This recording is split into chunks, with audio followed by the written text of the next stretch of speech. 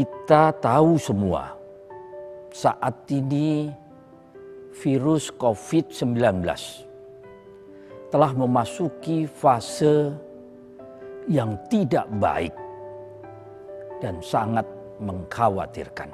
Saya meminta seluruh masyarakat agar mengisolasi diri di rumahnya masing-masing hingga keadaan yang lebih baik. Saya paham efek terbesar dari penyebaran virus ini adalah ekonomi. Tapi saya harap saudara-saudaraku memahami jiwa kita dan jiwa orang banyak lebih berharga dari apapun.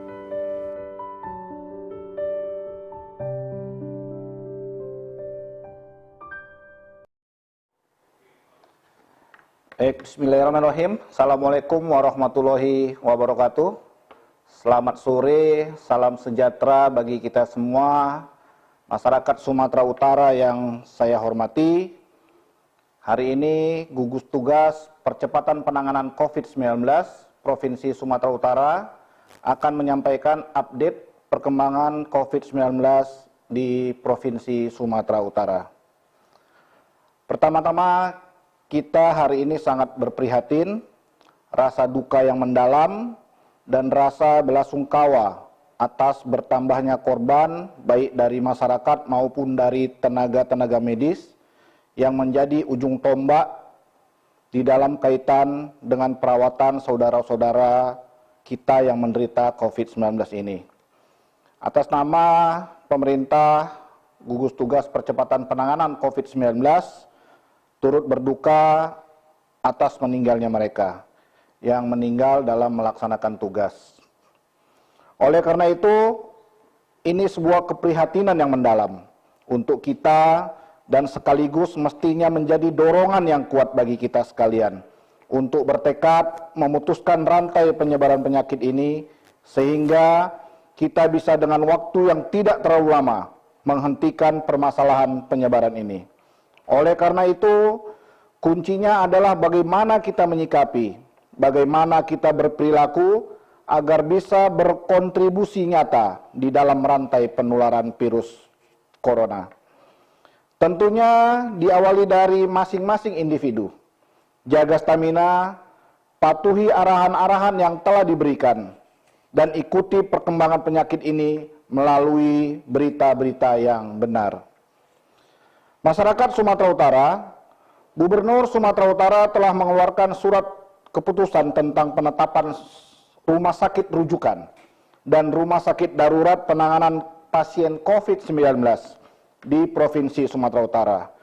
Bahwa saat ini ada 5 rumah sakit rujukan penanganan COVID-19 yang diantaranya adalah Rumah Sakit Umum Dr. G.L. Tobing dengan jumlah kamar 49, Rumah Sakit Umum Marta Friska dengan jumlah kamar 120 kamar, Rumah Sakit Umum Marta Friska Multatuli 110 kamar, Rumah Sakit Umum Daerah Abdul Manan Simatupang, Kisaran, Kabupaten Asahan 12 kamar, dan Rumah Sakit Umum Daerah Gunung Sitoli di Nias dengan jumlah 36 kamar. Di mana jumlah kamar yang ada lebih kurang 327 kamar. Serta Gubernur Sumatera Utara juga telah mengeluarkan instruksi tentang prosedur penanganan pasien coronavirus 2019 di rumah sakit yang ada di Provinsi Sumatera Utara kepada Bupati dan Wali Kota se-Sumatera Utara, juga Direktur Rumah Sakit se-Sumatera Utara. Salah satunya terkait regionalisasi rujukan pasien COVID-19 di Sumatera Utara. Yang diantaranya, yang pertama Rumah Sakit Umum Daerah Padang Sidempuan yang mengampu Kota Padang Sidempuan. 2. Kabupaten Mandailing Natal. 3. Kabupaten Padang Lawas. 4. Kabupaten Padang Lawas Utara. 5. Kabupaten Tapanuli Selatan. Dan 6. Kota Sibolga ketujuh Kabupaten Tapanuli Tengah. Selanjutnya, Rumah Sakit Umum Daerah Kabanjahe di Kabupaten Karo yang mengampu beberapa kabupaten. Di antaranya adalah Kabupaten Karo. Yang kedua adalah Kabupaten Pakpak Barat. Yang ketiga, Kabupaten Dairi.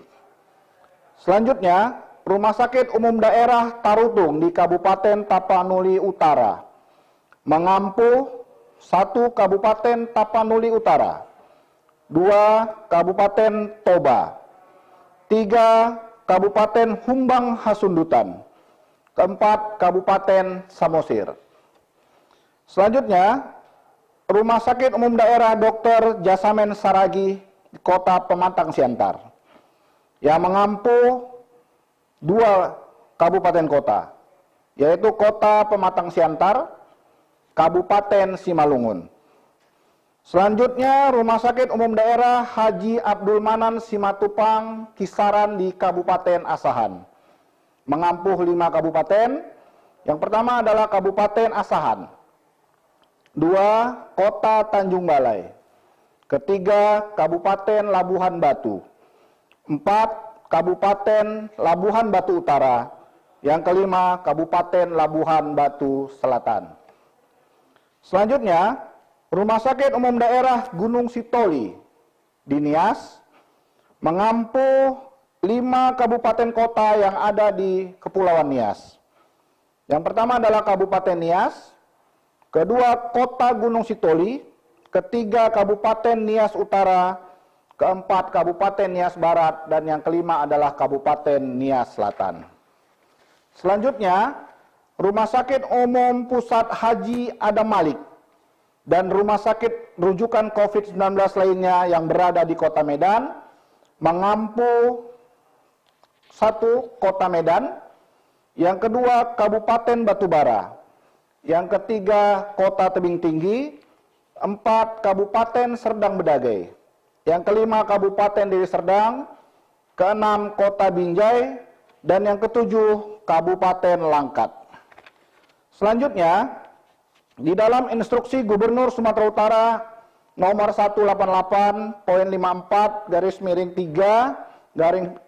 instruksi tahun 2020 tentang prosedur penanganan pasien coronavirus disease 2019 di rumah sakit yang ada di Provinsi Sumatera Utara yang ditujukan kepada Bupati Wali Kota se-Provinsi Sumatera Utara dan Direktur Rumah Sakit se-Provinsi Sumatera Utara yang isinya adalah kepada Bupati dan Wali Kota se-Provinsi Sumatera Utara agar 1.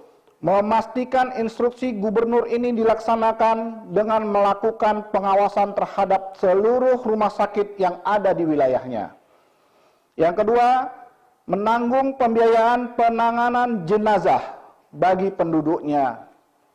Yang ketiga, rumah sakit yang dianggap mengabaikan ataupun tidak melaksanakan instruksi ini, Bupati atau Wali Kota memberikan tindakan tegas sesuai dengan ketentuan dan peraturan dan perundang-undangan.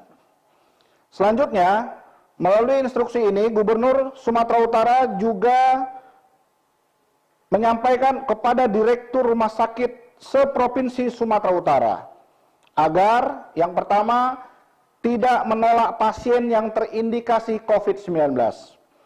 Yang kedua, wajib memberikan pelayanan perawatan, pemeliharaan, serta pertolongan kepada semua pasien, utamanya pasien yang terindikasi COVID-19 dengan kemampuan masing-masing rumah sakit. Yang ketiga, menyediakan fasilitas pelayanan kesehatan berupa ruangan khusus, alat pelindung diri, ataupun hal lainnya dalam pelaksanaan pelayanan penanganan COVID-19. Yang keempat, rujukan pasien yang terindikasi COVID-19 harus dikomunikasikan dengan rumah sakit penerima rujukan. Yang kelima, rumah sakit penerima rujukan penanggulangan penyakit infeksi emerging tertentu harus melayani rujukan pasien COVID-19 sesuai dengan regionalisasi rujukan rumah sakit yang telah kami sampaikan tadi. Yang keenam, rumah sakit penerima rujukan sebagaimana poin 5, jika tidak mampu menangani pasien COVID-19, dapat melakukan rujukan ke rumah sakit rujukan dan rumah sakit darurat penanganan COVID-19 yang telah ditetapkan melalui keputusan gubernur. Ketujuh, setiap pasien dalam pengawasan PDP ataupun orang dalam pemantauan ODP, jika meninggal di rumah sakit, wajib ditangani sesuai dengan pedoman pencegahan dan pengendalian coronavirus disease COVID-19 yang telah ditetapkan oleh Kementerian Kesehatan. Kedelapan, setiap rumah sakit yang melakukan penanganan pemulasaran jenazah wajib melibatkan dokter spesialis forensik sebagai dokter yang bertanggung jawab terhadap pemulasaran jenazah pasien COVID-19. Masyarakat Sumatera Utara yang kami banggakan, hingga hari ini Sabtu 4 April tahun 2020 pukul 17.00 waktu Indonesia bagian Barat, gugus tugas percepatan penanganan COVID-19 pemerintah Provinsi Sumatera Utara mengkonfirmasi data orang yang terpapar COVID-19 dengan rincian sebagai berikut. Pasien yang positif berjumlah 46 orang. Dengan keterangan meninggal 5 orang, 4 hasil pemeriksaan swab, 1 hasil pemeriksaan rapid test. Sementara hari ini kami mendapat informasi terbaru bahwa saat ini ada 1 orang penderita pasien terkonfirmasi COVID-19 yang sudah dinyatakan sembuh. Dari data di atas disampaikan bahwa data orang dalam pemantauan yang melapor mengalami peningkatan sebesar 21,7%. Data pasien positif mengalami peningkatan sebesar 21,7%. Dan data pasien dalam pengawasan mengalami peningkatan sebesar 18,8%. Dari data hari Jumat tanggal 3 April tahun 2020. Masyarakat Sumatera Utara yang kami hormati, saat ini gugus tugas percepatan penanganan COVID-19 Provinsi Sumatera Utara yang terdiri dari Forum Komunikasi Pimpinan Daerah telah memetakan daerah yang masuk kategori zona merah, kuning, dan biru. Untuk zona merah itu ada di Medan, Kabupaten Deli Serdang, dan Tanjung Balai dengan kepadatan penduduk dan mobilitas masyarakatnya yang tinggi. Selain itu juga, daerah ini menjadi pintu masuk dari luar Provinsi Sumatera Utara, bahkan dari negara-negara lain yang berada di sekitar Republik Indonesia. Sementara zona kuning adalah yang juga menjadi pintu masuk dari daerah lain. Sementara zona biru yang masuk kategori tidak terlalu berbahaya. Saudara-saudara sekalian, sekali lagi gambaran ini menunjukkan bahwa proses penularan di luar masih terus berlangsung. Oleh karena itu, pertimbangkan kembali kalau akan bepergian kemanapun. Tempat yang paling aman saat ini adalah berada di rumah bersama keluarga. Oleh karena itu, pertimbangkan baik-baik. Kami menyarankan tidak usah bepergian. Apalagi dalam situasi yang kita lihat secara data dari hari ke hari kasus ini semakin bertambah panjang. Mari kita lindungi orang tua, kita lindungi orang dengan penyakit kronis, karena merekalah yang paling rentan manakala terinfeksi virus COVID-19 ini. Oleh karena itu, kita jaga mereka, kita jaga anak-anak kita awasi agar tidak tertular penyakit. Kemudian saudara-saudara kita yang terpaksa harus sakit, mari kita jaga agar bisa melaksanakan perawatan sakitnya dengan maksimal. Juga bisa melaksanakan isolasi diri dengan baik agar tidak menularkan kepada orang lain. Sekali lagi, jaga jarak dalam berinteraksi secara sosial, cuci tangan pakai sabun dengan air yang mengalir selama 20 detik. Yakinlah lebih aman berada di rumah. Sebaiknya tidak bepergian karena ini akan menyebarkan atau kemungkinan terpapar oleh penyakit menjadi lebih besar. Kami yakin bahwa kita semua mampu untuk menjadi pahlawan di dalam kaitan dengan pengendalian penyakit ini. Kita jadi pahlawan yang bisa melindungi orang lain, bisa melindungi keluarga kita, bisa melindungi anak-anak kita, bisa melindungi semua masyarakat yang ada di sekitar kita. Dan kita yakin kita bisa melindungi bangsa ini dan Provinsi Sumatera Utara ini, dan semua berawal dari kita. Terima kasih. Demikian update kami hari ini. Kepada para pemirsa dimanapun Anda berada, yang saat ini sudah bergabung bersama kita, para jurnalis dari berbagai media, selamat sore kawan-kawan jurnalis. Jika ada yang mau ditanyakan, mohon sebutkan nama dan medianya. Kami persilakan.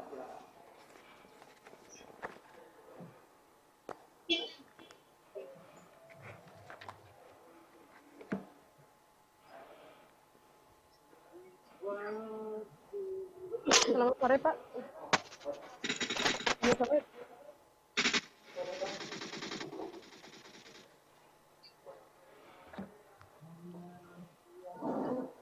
Ya, selamat sore. Saya Tuti Lubis dari YCTV, Pak. Ya. Saya ingin menanyakan pertama, yang dimaksud dengan daerah-daerah yang bertransmisi sebagai penyebar COVID-19 itu di mana saja? Kemudian apa saja konsekuensi dari penerapan transmisi daerah itu, apa peraturan turunan dengan ditetapkannya status itu, kemudian kenapa ada ketidaksinkronan data, Pak, baik itu PDP maupun ODP di antar kabupaten kota hingga ke tingkat provinsi hingga ke tingkat pusat. Ini ada selisih margin di atas 2,5% ketidaksinkronannya dari data yang kami kumpulkan. Kemudian terkait meninggalnya salah satu pasien yang merupakan pejabat di Pemko Medan, inisial MN, sekitar sepekan lalu, itu hasilnya sampai saat ini sudah seperti apa, Pak? Sudah keluar atau belum? Itu, Pak.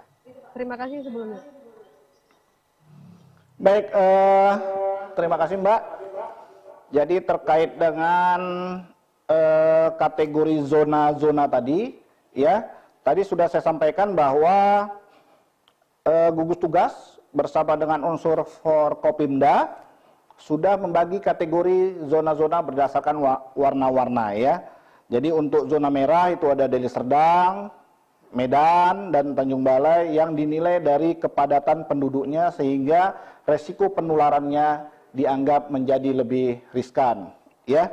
Itu. Selanjutnya ada zona-zona lain, ada kuning, ada biru.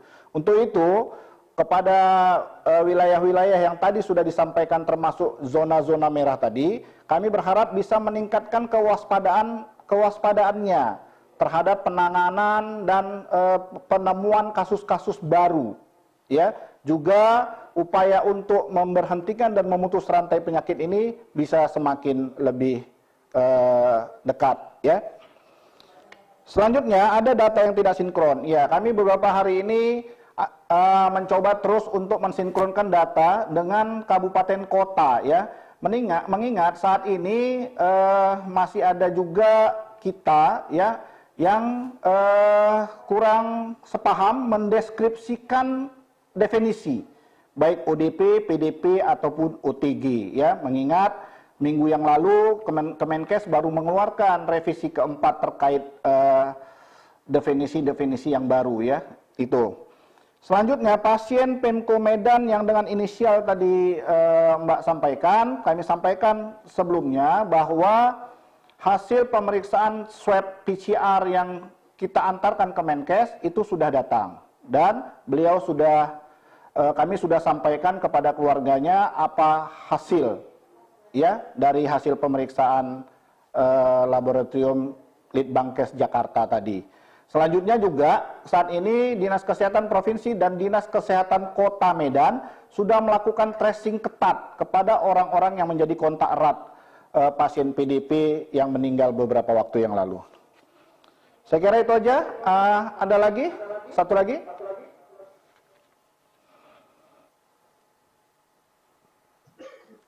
Jumlah PDP tadi memang disebutkan meninggal sekian. Oke.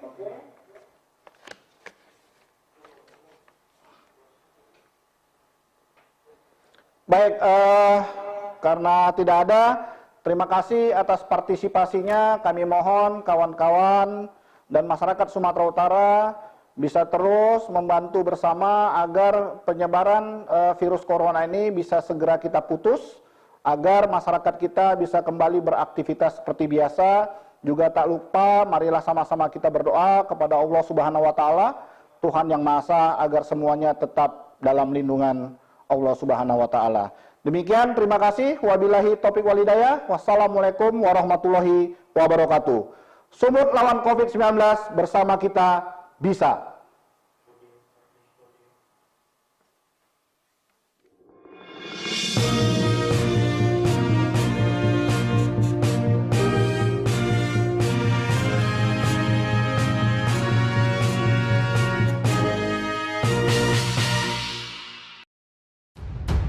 Protokol Kesehatan Penanganan COVID-19. Siapa yang berpotensi terpapar virus corona? Orang yang memiliki riwayat perjalanan 14 hari ke negara dengan transmisi lokal COVID-19. Atau merasa pernah kontak dengan pasien terkonfirmasi COVID-19. Apa yang perlu dilakukan jika memenuhi dua kondisi tersebut? Bila Anda merasa sehat, dianjurkan untuk melakukan karantina diri di rumah selama 14 hari sambil memonitor kondisi tubuh. Jika Anda merasa tidak sehat atau timbul gejala, segera lapor ke petugas kesehatan atau hubungi 0821 6490 2482. Gejala apa yang perlu diperhatikan? Demam melebihi 38 derajat Celcius, batuk atau pilek, sakit tenggorokan, sesak atau gangguan pernafasan. Apakah perlu langsung datang ke pelayanan kesehatan? Kalau gejalanya ringan, utamakan menghubungi call center 821 6490 2482. Sambil mencari informasi, ini yang perlu dilakukan. Tetap hindari keluar rumah, istirahat yang cukup, banyak minum air putih, dan makan makanan bergizi. Mempraktekkan kebiasaan hidup bersih seperti mencuci tangan dan membersihkan area-area yang tersentuh permukaan tangan. Gunakan masker agar percikan dari batuk atau bersin tidak mengenai orang lain. Kapan harus mencari bantuan medis tambahan? Bila gejala yang dirasakan cukup parah, misalnya sesak nafas, atau apabila Anda dalam klasifikasi kelompok rentan, berusia lebih dari 60 tahun, memiliki penyakit kronis seperti diabetes, hipertensi, gangguan imun, ada riwayat sakit pernafasan, utamakan menghubungi call center 0821 6490 2482. Dokter adalah benteng terakhir. Andalah garda terdepan.